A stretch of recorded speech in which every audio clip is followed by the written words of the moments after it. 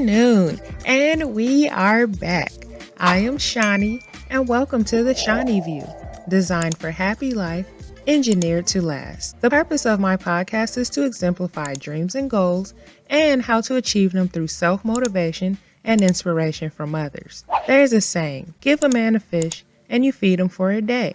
Teach a man to fish and you feed him for a lifetime. So far, we have talked about childhood dreams and goals, role models, boundaries, the community, manifestation, paradigm shifts, meditation, and affirmations. Today's episode will be about acceptance. Let's get into it. We're not going to talk about self-acceptance for the most part, more so about accepting what is. Acceptance is not something that can be forced.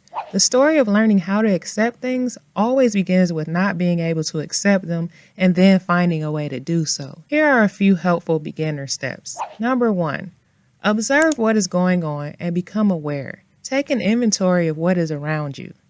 Number 2, instead of tensing up and creating a stress response in your body, try to breathe into the chaos and feel your discomfort. Number 3, hypersensitize your surroundings. Like, what do you smell? What do you see? And become present by not avoiding it. Number 4, ask yourself what the issue is so that you can become resourceful. Number 5, ask yourself what the benefits of your distress is. The answer may be as simple as, I get a moment to calm down.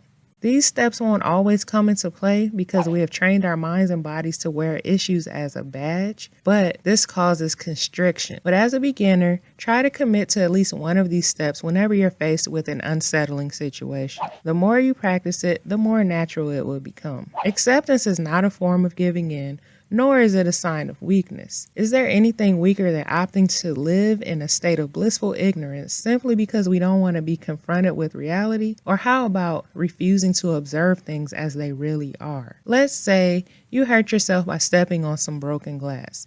You have several ways to respond. You can ignore it, you can fight, or you can resist the fact that it happened. But the only thing that leads to healing is the acceptance that it happened. We must honestly acknowledge what is going on in our environment and in ourselves. Instead, we would rather sugarcoat realities by downplaying, ignoring, and denying them. We push traumas into the shadows, we drink away our pain, and sometimes even create a web of lies as coping mechanisms. People get stuck from years to a lifetime because they refuse to confront what they have been running from. These things can range anywhere between parental abuse, characteristic flaws, the fact that we are suffering from an illness, or even crimes that we committed in the past and the guilt that comes from it. It eats you from the inside out and creates cognitive dissonance from either sticking one's head in the sand or violently lashing out as defense mechanism. When we find ourselves in a position of pain, no matter how horrendous it is, the only way to not get stuck is acceptance. My most recent personal experience with acceptance happened a couple of weeks ago during a phone conversation. A friend of mine was intoxicated and trying to explain to me why he was drinking. He said that he had told me what happened and that I wasn't accepting it. I responded that he did tell me what happened, but that he is the one not accepting it. I won't go into detail about what he was referring to, but in this instance, we were both right. He wasn't accepting the past and moving on from it by choosing to use alcohol as a coping mechanism, and I wasn't accepting that this is who he is choosing to be. For the sake of my sanity, accepting this as a reality and removing myself from the situation is the healthiest decision.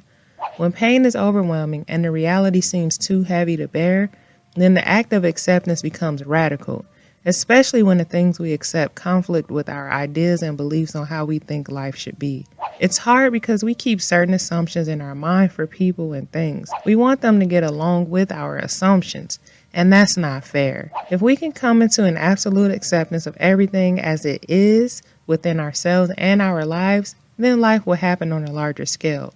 But if we live life ignorantly, based on lies, we might try to change a false reality, which is not only counterproductive, but extremely insane. What we resist persists, but what we accept, we can move beyond.